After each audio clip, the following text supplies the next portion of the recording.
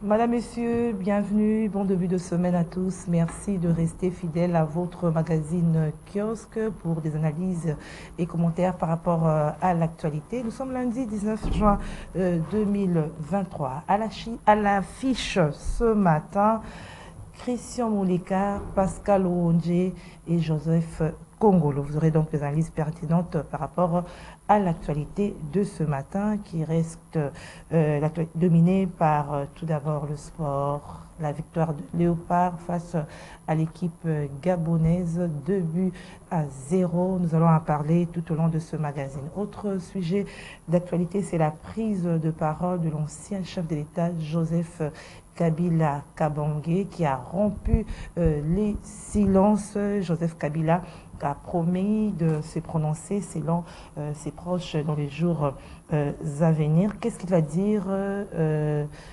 pourquoi en ce moment? Analyse et commentaires, c'est avec nos invités. Nous allons nous rendre également au niveau de l'Assemblée provinciale de Kinshasa où il y a une motion de déchéance contre le président de l'Assemblée provinciale Godé Poye. Analyse et commentaires, c'est dans Kiosque. Et on nous signale aussi du côté de l'Assemblée du Congo central, il y a également une motion contre les présidents de l'Assemblée provinciale du Congo central, Jean-Claude Vouemba. Analyse et commentaires, c'est dans Kiosque. Madame, Monsieur, encore une fois, bienvenue. Pascal Ouonje, bonjour.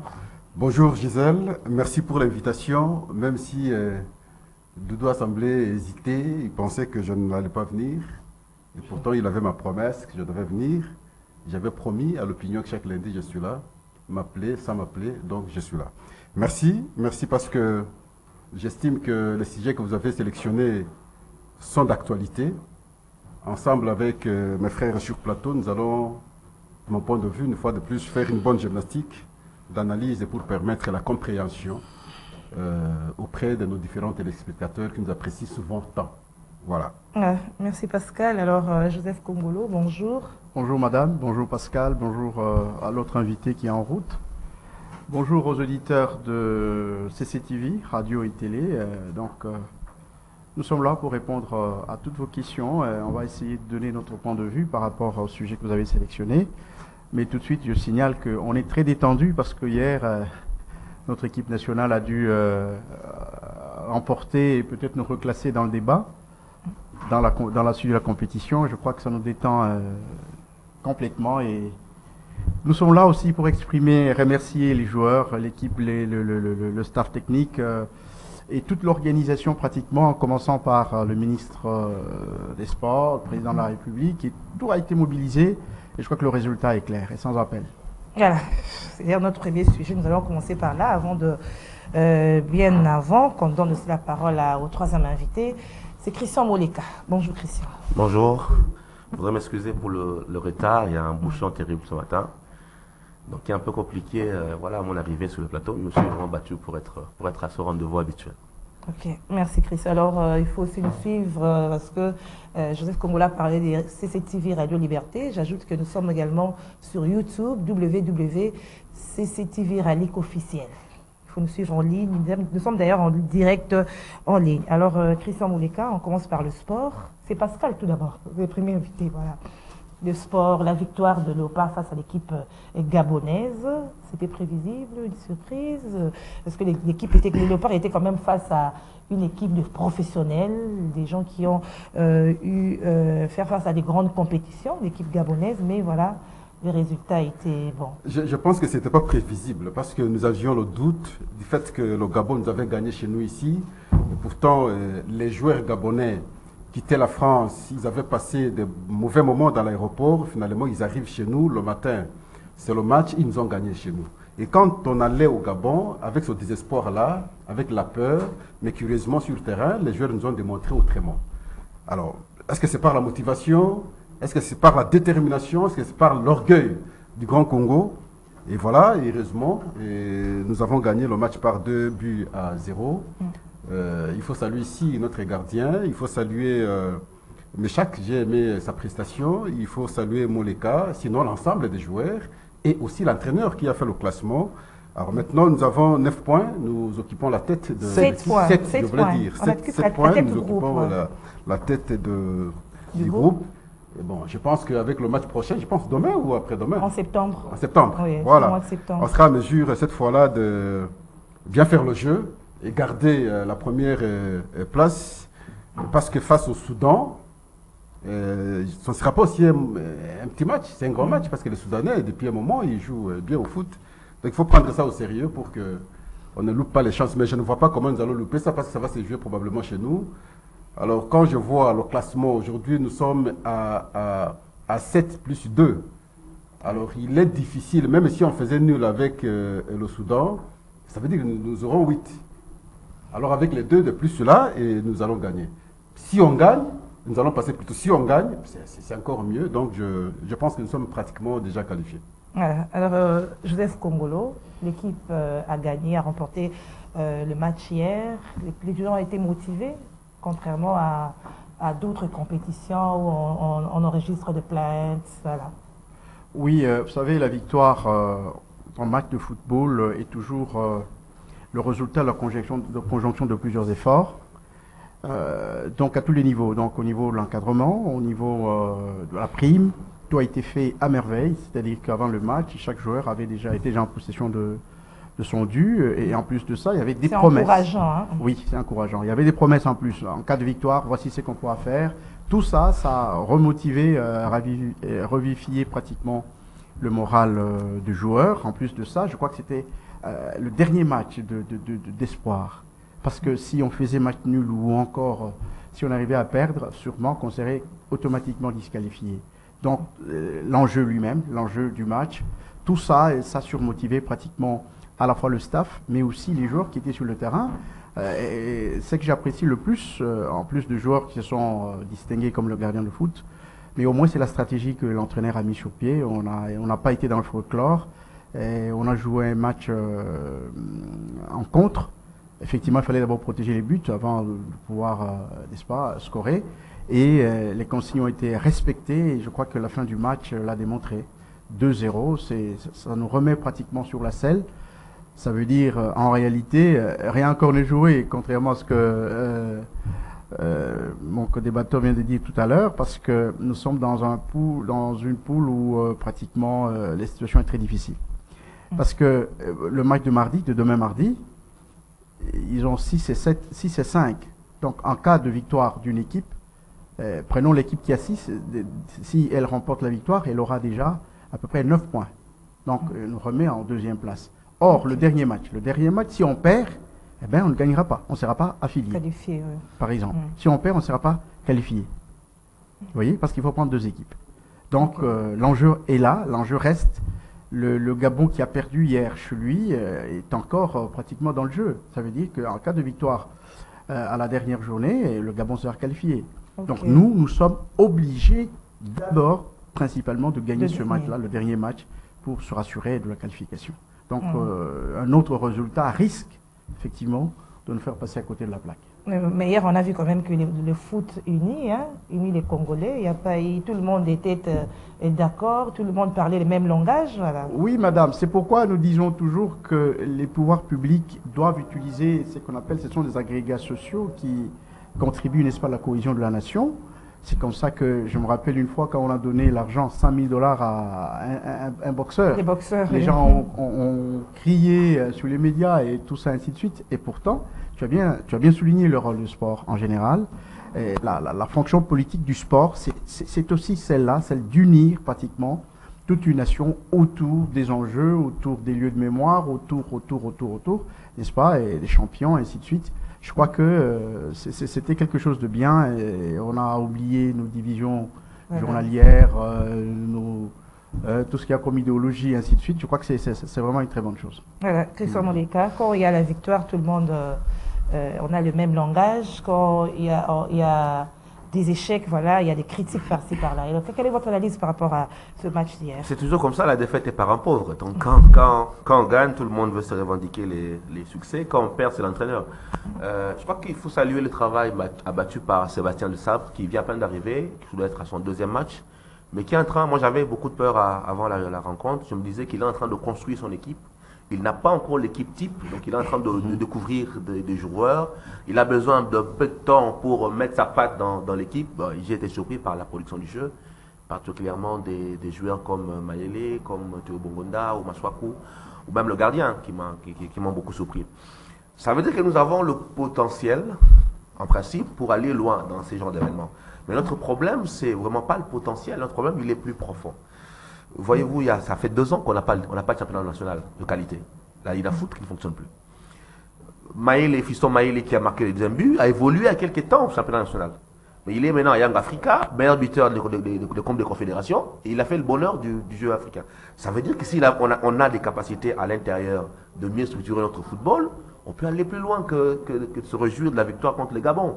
Parce qu'en termes de classement africain, le Congo est à mettre pratiquement à la tête du football africain. Lorsqu'on parle du football africain, le Congo, on devrait le mettre à côté de la Côte d'Ivoire, à côté du Cameroun, à côté de l'Égypte, parce que nous avons 2 championnats d'Afrique. Vous voyez, mais si nous sommes en train aujourd'hui de nous réjouir d'une victoire face au Gabon, c'est parce que nous avons énormément reculé. Et c'est parce qu'il faut, par exemple, relancer le championnat. La Ligue de foot, c'est fermé. Maintenant, on attend l'année prochaine que ça reprenne. Les clubs qui ont un modèle économique dépassé, qui sont encore des asbelles alors que les configurations ne les permettent plus. Si nous mettons beaucoup de sérieux, nous devrions non pas nous préoccuper de nous qualifier, nous devrions nous préoccuper de Congo qualifier, c'est quoi l'ambition en allant en Coupe d'Afrique. Pas de se limiter en phase de poule, de jouer la quart, le demi ou la finale. Mais bon, avec les moyens que nous avons, avec une équipe en reconstruction, avec un entraîneur qui vient à peine d'arriver, je crois qu'il faut saluer le travail qui a été fait, espérer qu'en dernière journée, nous puissions arracher le ticket chez nous. Donc de manière inévitable, il faut gagner ici.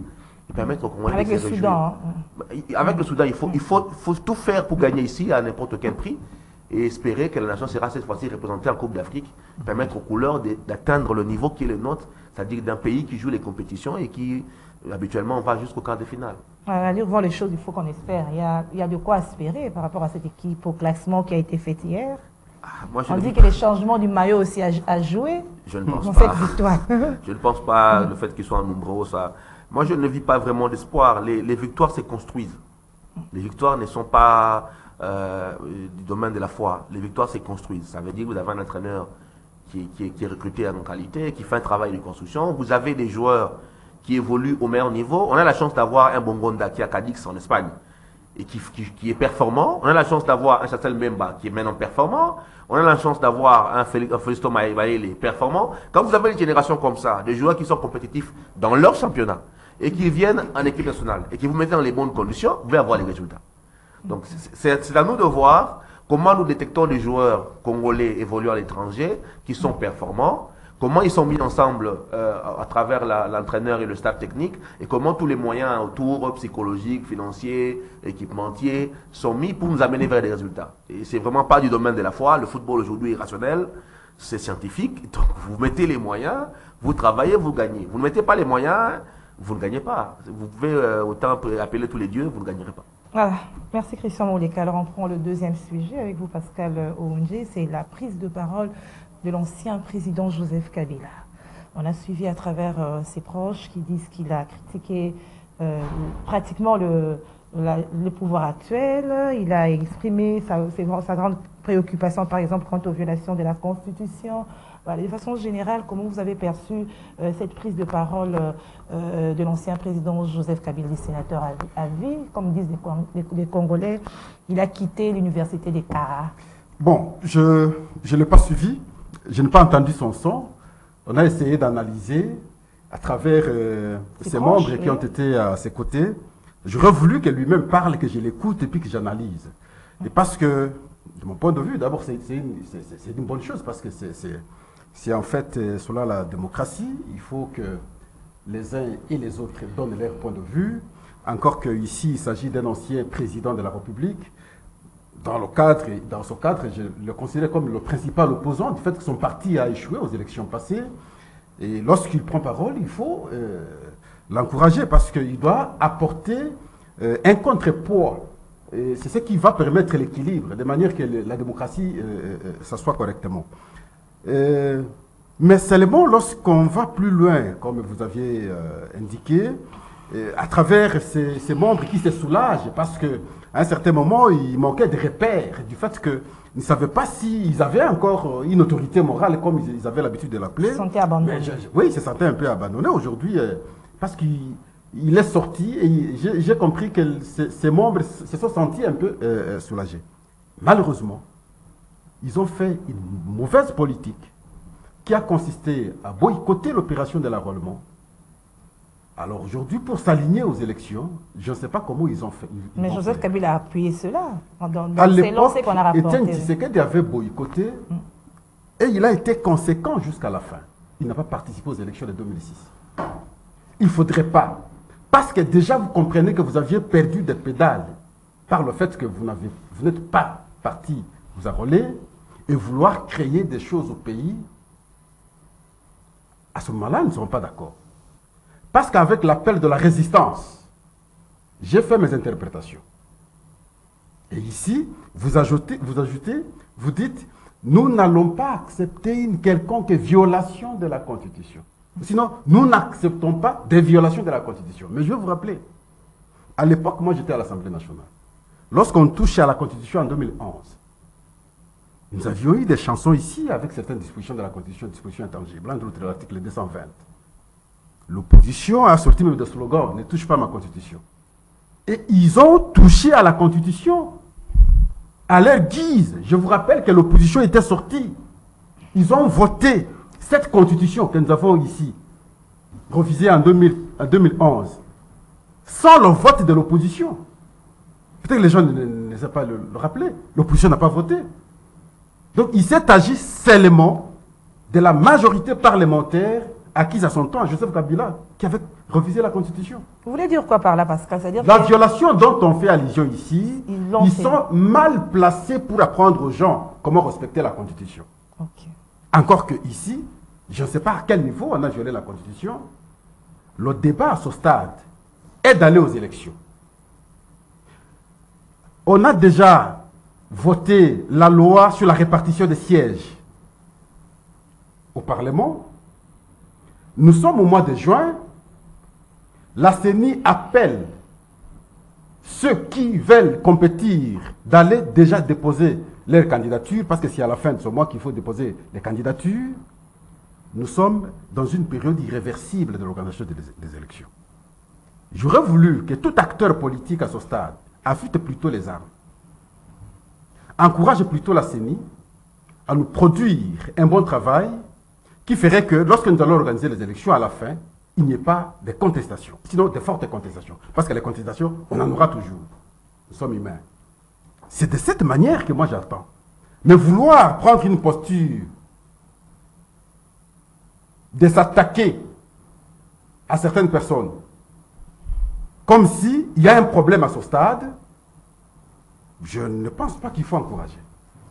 Mais je dois le dire ici, qu'on n'a pas touché à la Constitution. On n'a pas violé la Constitution.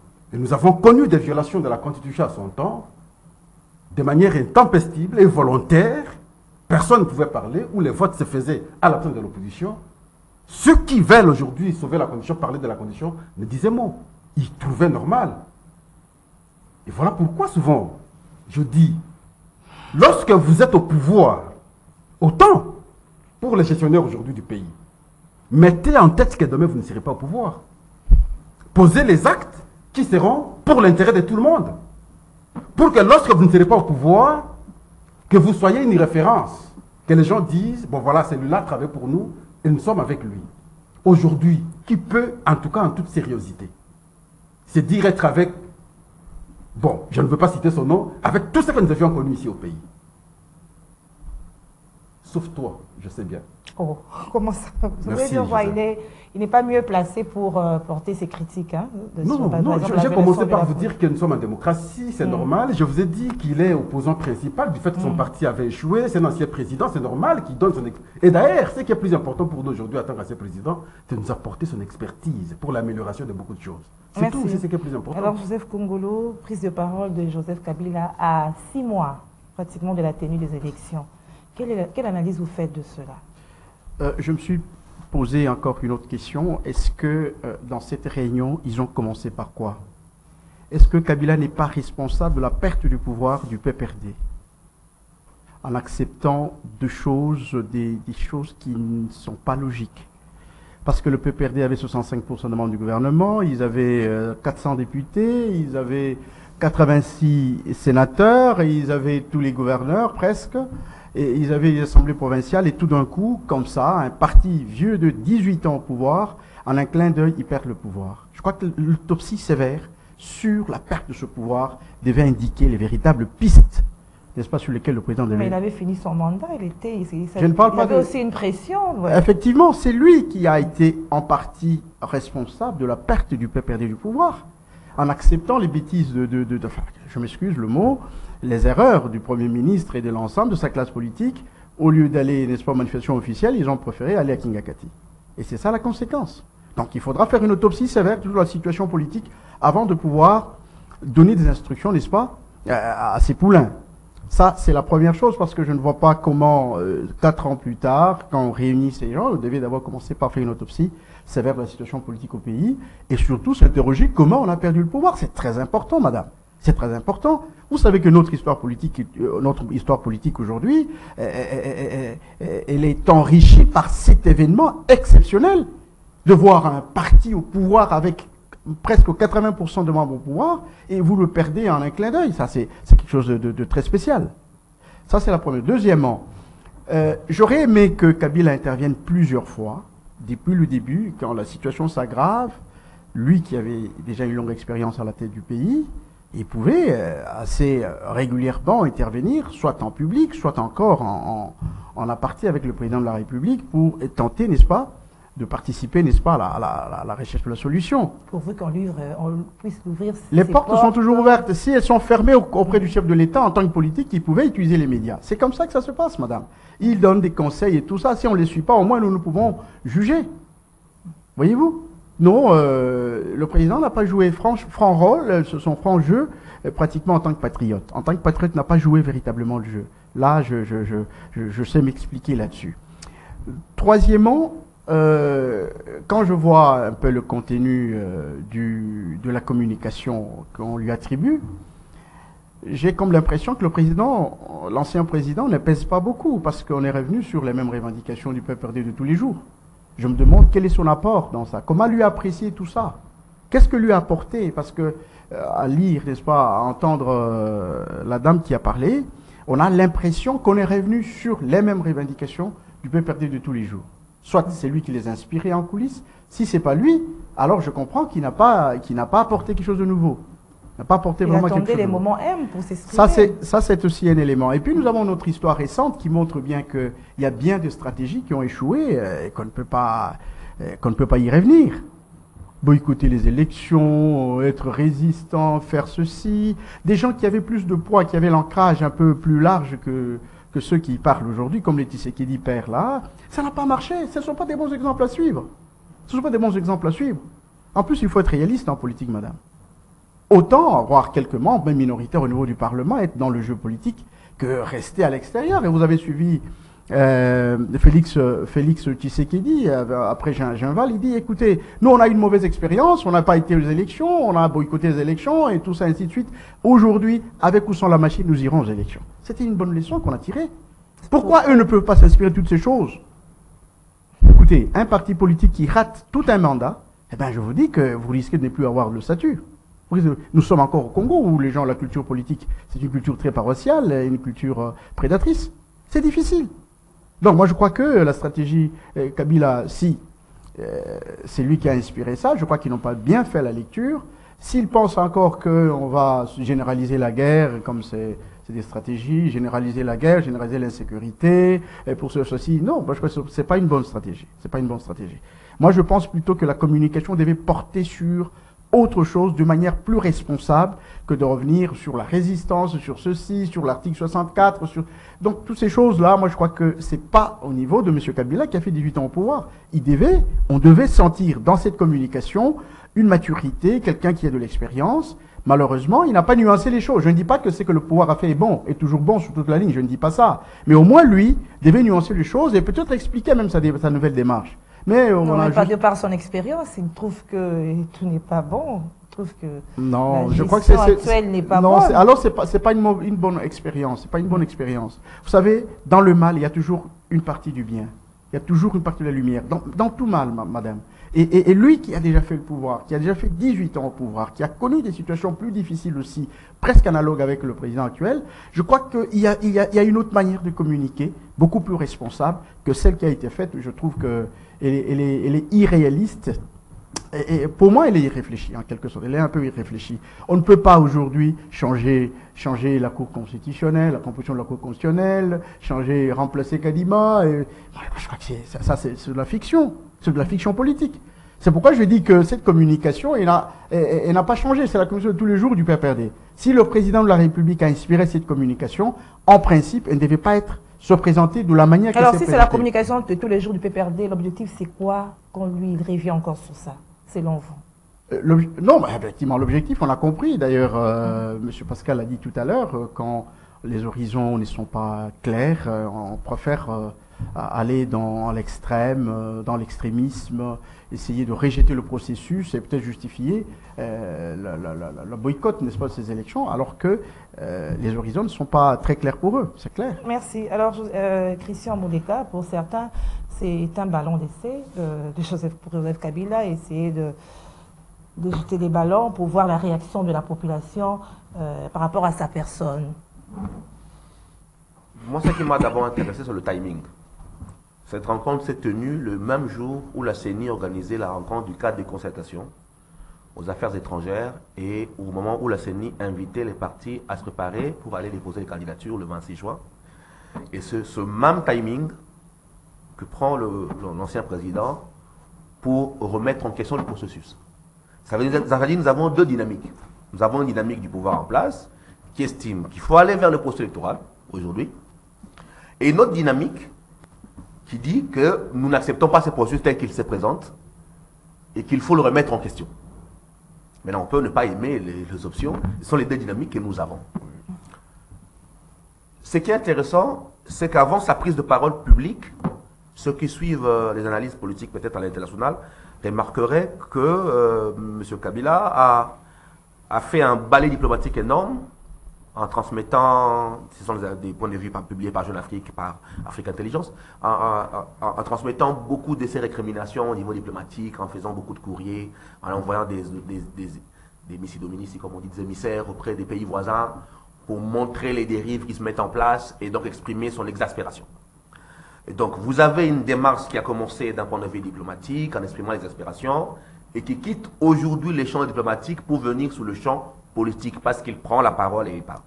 Maintenant, les problèmes, c'est quoi la suite? Maintenant qu'on quitte le champ diplomatique de récrimination, qu'on prend la parole en public pour l'exprimer, c'est quoi la stratégie? Maintenant, on peut spéculer. Soit c'est le boycott, comme j'entends les amis le soulever ici, ça peut être une stratégie, de voilà, nous n'irons pas au processus et nous boycotterons. Ça peut être un autre levier politique, lequel je ne sais pas, mais arrêtons de penser que le boycott de l'UDPS de 2006 s'est arrêté en 2006. Hein. Le boycott de 2006 a amené en 2011. Parce que le boycott de 2006 a favorisé l'émergence de Jean-Pierre Bemba, a reconfiguré la classe politique telle que nous l'avions avant 2005, a conduit aux élections de 2011 avec les tensions que nous avons eues, et 2011 a conduit à 2018. Donc que des acteurs aussi importants que la famille présidentielle qui a dirigé pendant 18 ans se décident de boycotter le processus, ce n'est pas un bon élément politique, parce que cette absence d'expression au sein des institutions s'exprimera autrement. C'est toujours mieux d'avoir des acteurs qui s'expriment au sein des institutions, plutôt qu'ils commencent à développer d'autres types d'expression en dehors des institutions. Or, le schéma que nous sommes en train d'aller, rappelez-vous, c'est que l'UDP s'appelait à l'époque l'opposition extra-parlementaire. Le schéma que nous sommes en train de prendre, c'est le schéma où vous aurez une expression institutionnelle, avec ceux qui auront suivi les processus, parti opposition au pouvoir, et une expression extra-institutionnelle, avec ceux qui auront boycotté les processus et qui vont utiliser d'autres leviers politiques, diplomatiques, et donc ça ne va pas favoriser la stabilité que nous avons. On l'a rappelé dans nos différentes interventions ici, qu'il fallait renforcer les consensus dans le processus, qu'il fallait ouvrir les possibles à plus d'inclusion pour éviter qu'au sortir des élections, nous n'ayons à faire de la gouvernance de crise. Malheureusement, le tableau qui se dessine, c'est celui-là. Et Nous allons de vous plus en plus proposez vers un processus à double levier où certains peut-être vont le rejoindre et d'autres qui vont boycotter. Et donc nous sortirons des élections avec malheureusement cette question des contestations et des crises que nous avons tant redouté qui se dessinent de plus en plus. Voilà. À ce stade, vous proposez quoi alors? Parce que c'est que vous avez dit ça a été au passé, et ça n'a pas arrêté le processus, et maintenant qu'il continue à manifester le boycott du processus, vous proposez quoi à ce stade? Mon propre point de vue. Oui, votre analyse? Oui, mais je pense peut-être que ce n'est pas le cadre nécessaire où je pourrais tout dire, mais il y a quand même des hypothèses, des possibilités à explorer si on veut aller très loin. Et je crois qu'au-delà de la politique officielle des plateaux, il y a des canaux diplomatiques, il y a des passerelles qui sont utilisées pour construire des consensus sans faire le grand bruit. Et je crois que ceux qui sont au pouvoir aujourd'hui ont intérêt à activer des passerelles, non des canaux officiels, pour trouver des points de passerelle, d'expression. Ça existe. Il faut le trouver. Ça peut être au niveau continental, ça peut être au niveau régional. Le Kenya a été d'un rôle important pour l'alternance, tout le monde le sait. Il y a des canaux que l'on peut trouver qui ne soient pas des canaux officiels pour parler de ces choses-là. Au-delà de ces canaux non officiels, mais il y a des signes d'allègement, des signes de détente que chaque parti peut donner pour assurer. Et je crois qu'on a besoin aujourd'hui de la détente politique, pour favoriser, par exemple, qu'on ait plus d'inclusion. Au-delà de ça, l'hypothèse la plus extrême, ce serait par exemple, et je l'ai dit déjà dans une de vos émissions, le président de la CENI a toujours été infusible. Une démission de Kadima, ce serait un retour à zéro. Et donc c'est un fusible qui existe, mais qui est un fusible extrême. Et en même temps, il y a la possibilité d'une incapacité à organiser dans le délai et d'une interprétation constitutionnelle pour avoir 6 mois. Rappelez-vous, il y a quelques mois, les prélats catholiques ont dit qu'ils étaient dans les capacités d'accepter un glissement de 6 mois. Ça veut dire qu'il y a encore des possibilités de créer de petits cadres de consensus, mais tout dépend de la volonté politique et particulièrement de ceux qui sont à la tête du pays. C'est possible, en politique rien n'est impossible, mais il faut que ceux qui sont à la tête du pays aient cette disposition à faire des concessions ou à accepter ces genres de canaux d'expression. Alors au-delà de tout ça, peut-être une dernière question avant de donner la parole à Pascal, toujours par rapport à cette prise de parole de Joseph Kabila qui a rompu les silences. Du coup, voilà, c'est là une diversion face, par exemple, aux dernières analyses de journalistes, le nom m'échappe, franco-ivoirien, qui avait des choses sur Joseph Kabila. Onana. Alors pour essayer, Onana, voilà, pour essayer un peu distraire les gens, voilà. Bon, moi, je n'ai pas vu ce qu'Onana a dit de nouveau. Onana a dit ce que Ngwanda a écrit depuis Ossison de l'Églat. Ceux qui ont lu Ossison de l'Églat de Ngwanda ont lu ce qu'Onana a dit avec peut-être beaucoup plus de détails. Maintenant, la responsabilité de chaque acteur, Onana, en tant qu'écrivain, est libre de dire ce qu'il dit. Par contre, je crois que sa sortie médiatique, et là je rejoins ce que M. Pascal a dit, avait également pour ambition de rassurer sa famille politique. Ils ont refusé d'aller dans le processus en appelant à boycotter l'enrôlement. Nous sommes à la veille des dépôt de candidature. Il y avait une illisibilité de leur leader. Ils avaient besoin d'avoir un point d'appui, en tout cas un point de clarté sur le processus, ou tout du moins sur le chemin à faire.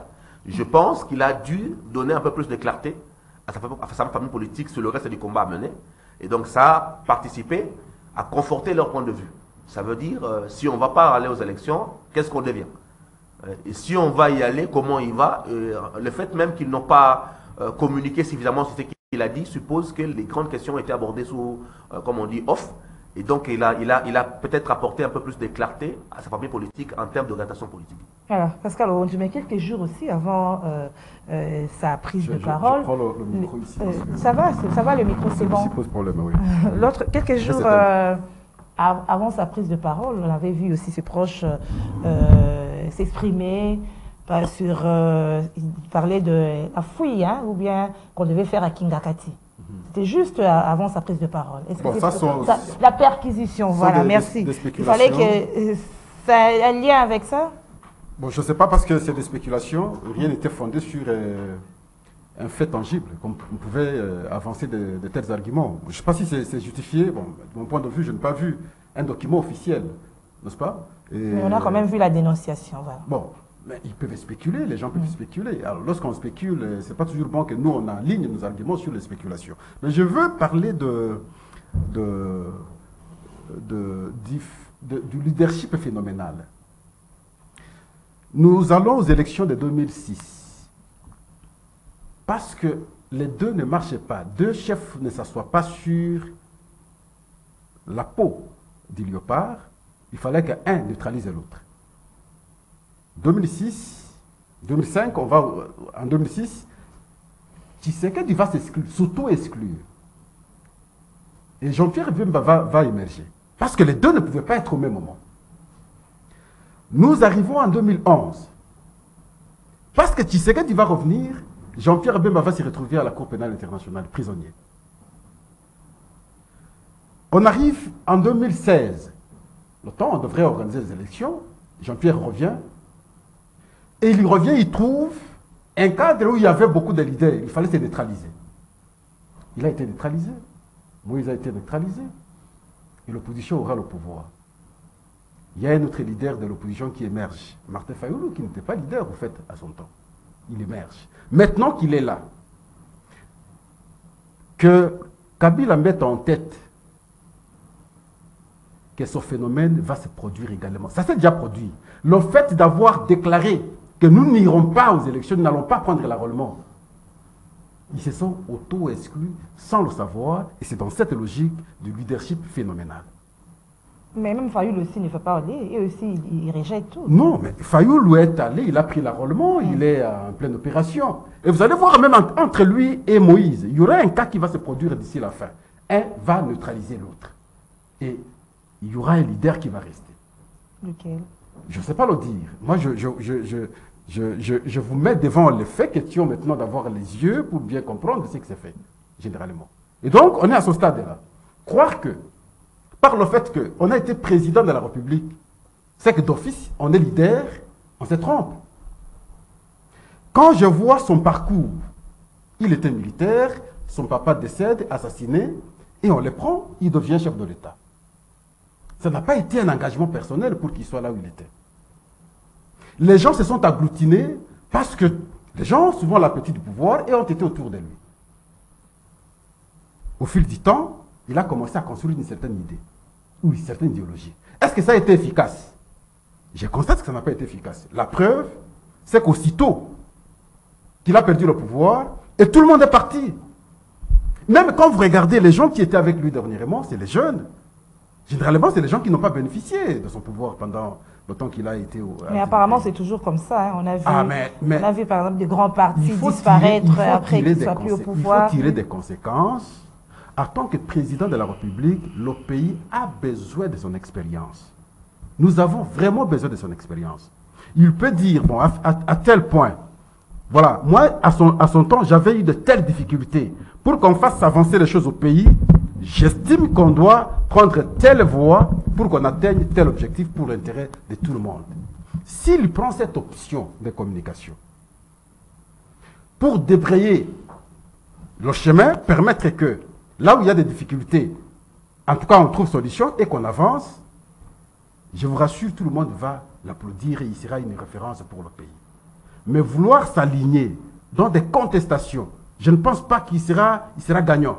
Dans des contestations, dans des oppositions acharnées. Dans des oppositions acharnées, je ne le conseille pas. C'est un ancien président de la République, je ne le conseille pas. J'aimerais qu'il choisisse l'approche qui sera bonne, non seulement pour lui, mais aussi pour le pays, qui doit, comme je l'ai dit, pouvoir bénéficier maintenant de son expérience en tant qu'ancien président de la République qui a géré le pays pendant 18 ans. Merci Pascal. Christian, vous voulez ajouter quelque chose? Juste un commentaire, un léger commentaire. Lorsque vous comparez l'opposition au Congo, il y a une nuance importante qu'il faut apporter. Vous avez l'opposition Jean-Louis Depès qui n'a pas été au pouvoir pendant 37 ans, donc qui n'avait pas beaucoup de ressources, qui n'avait pas occupé les fonctions officielles pendant très longtemps, donc les entrées diplomatiques qu'il faut.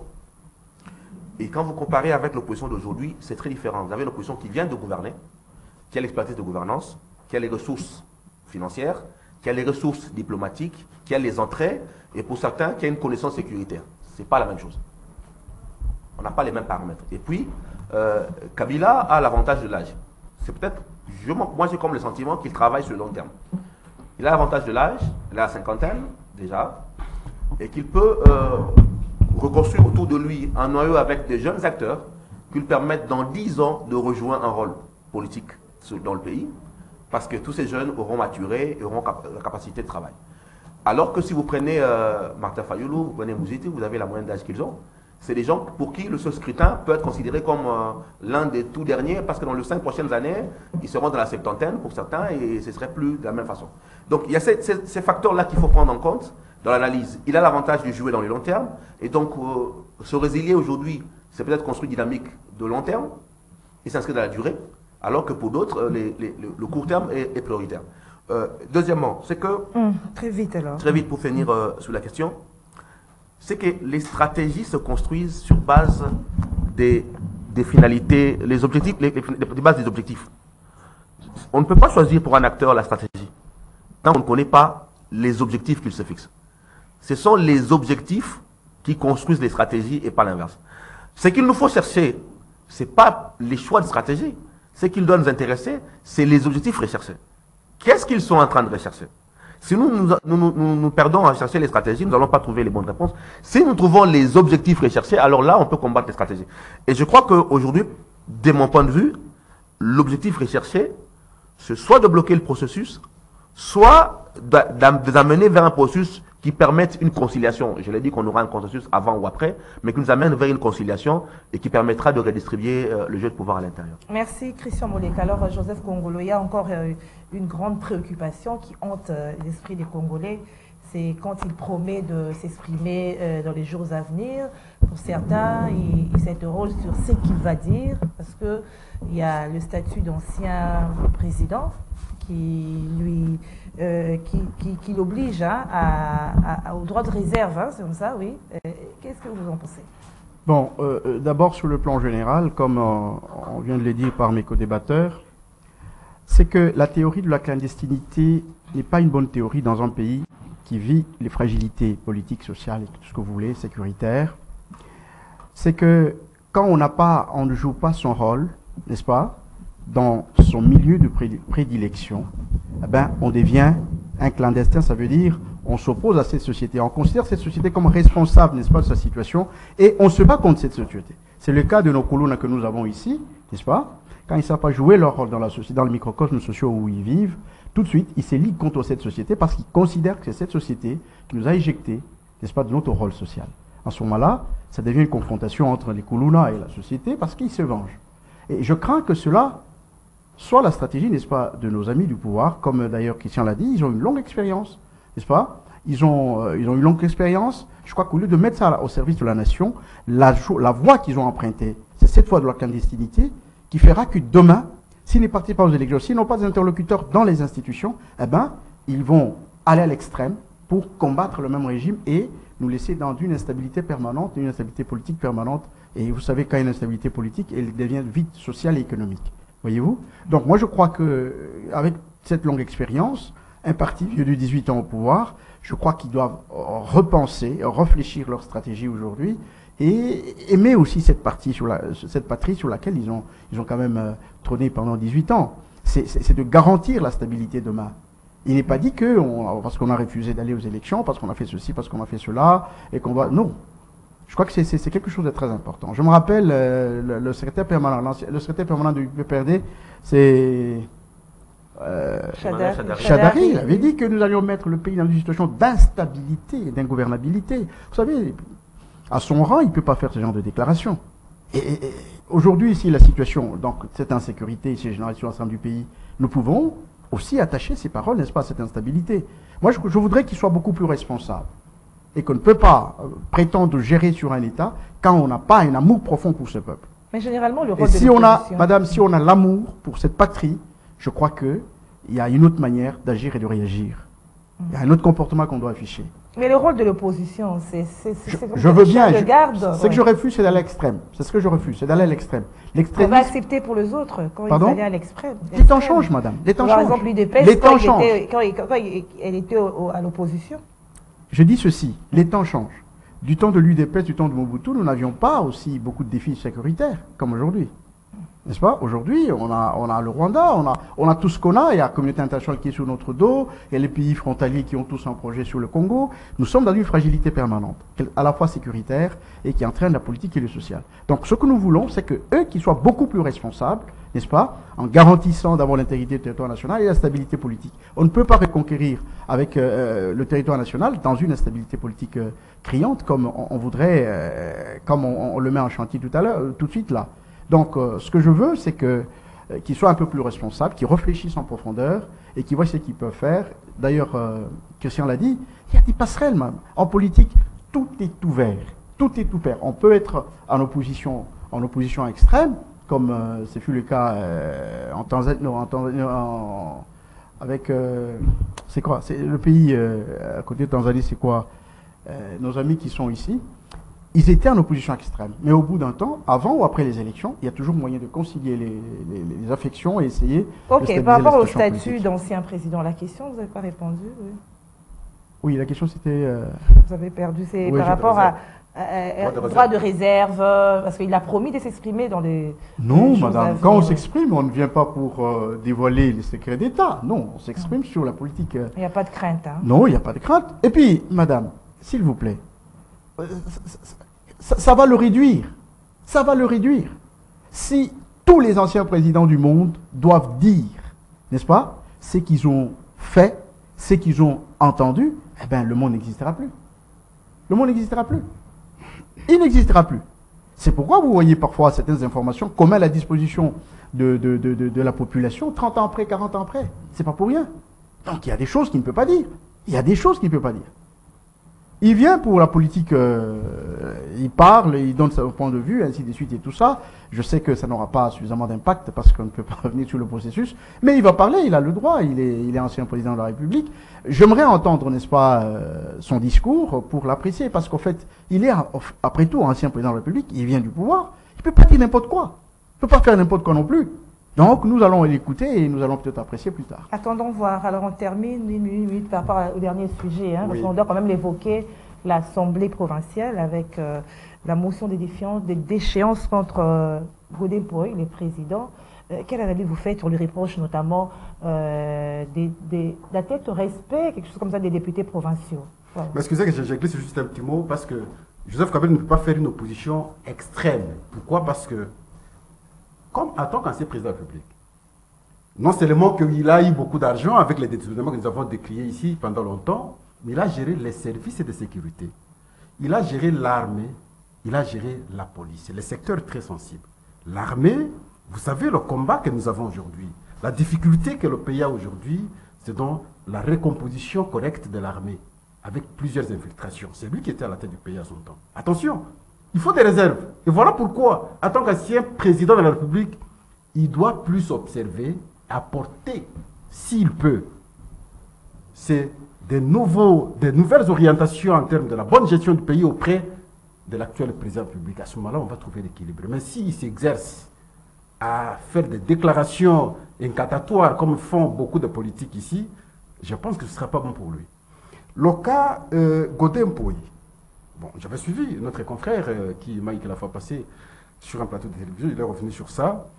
Mais j'aime toujours bien vérifier les faits parce que je n'ai pas lu la motion en question qui a été déposée au bureau de l'Assemblée provinciale, initiée par le député Bondi Moto Mojali. Je n'ai pas vu ça, je n'ai pas lu. Est-ce que c'est simplement de cette manière qu'il a motivé?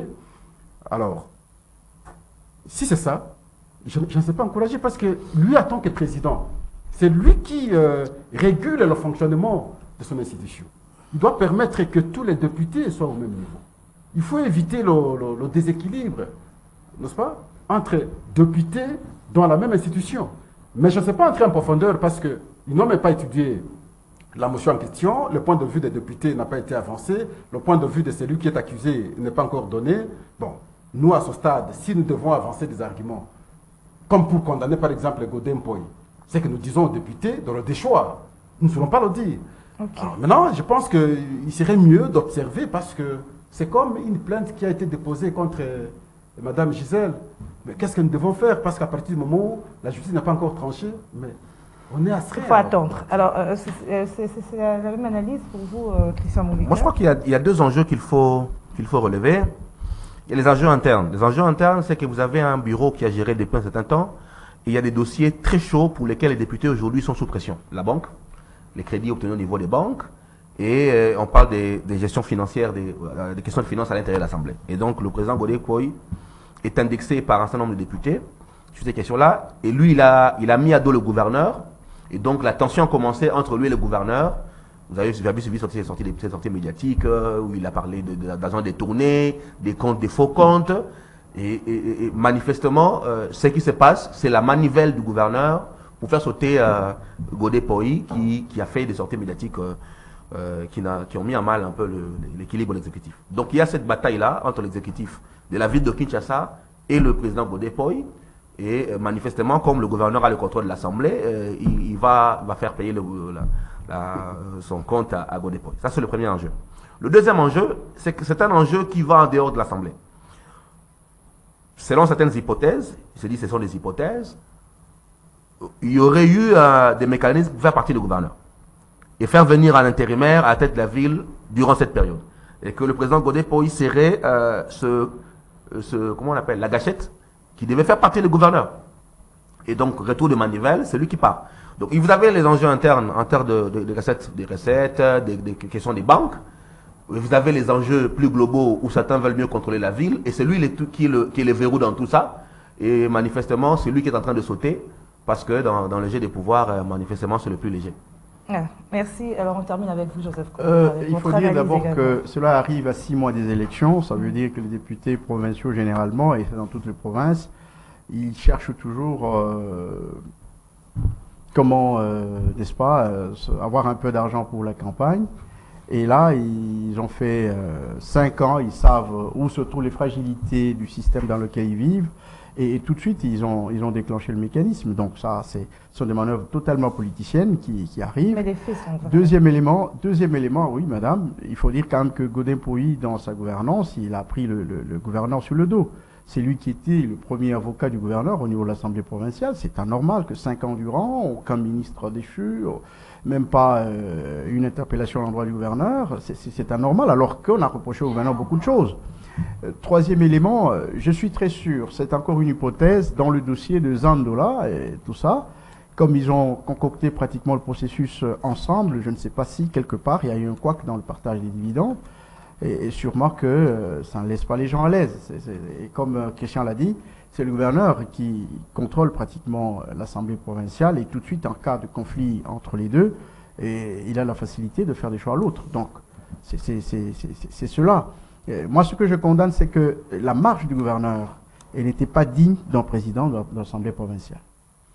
C'était pas digne. C'est exceptionnel de voir quelqu'un qui a dirigé l'Assemblée provinciale 4 ans, 5 ans durant, et il n'y a rien de spécial. On parle, c'est lui qui prend la défense du gouverneur. Ça, c'était anormal. Il a laissé faire. Hein. C'était anormal, il a laissé faire, et c'était pas pour rien. Je crois que c'était peut-être une manière de s'entendre avec le gouverneur, et comme ils étaient régulièrement ensemble, sûrement que dans leur marche, il y a des choses qui n'ont pas réussi, et bien voilà. L'un mange l'autre. L'émission est finie. Merci Joseph Kongolo. Merci Pascal Oonje. Merci Christian Molika. Merci à l'équipe technique Karine Ebebe, Moro Nzambe et tout le monde de l'équipe technique. Et Doudou Montiri, le coach de kiosque. Merci à vous, fidèles téléspectateurs, auditeurs des kiosques. Demain, vous serez avec Eddie Kabea. Au revoir.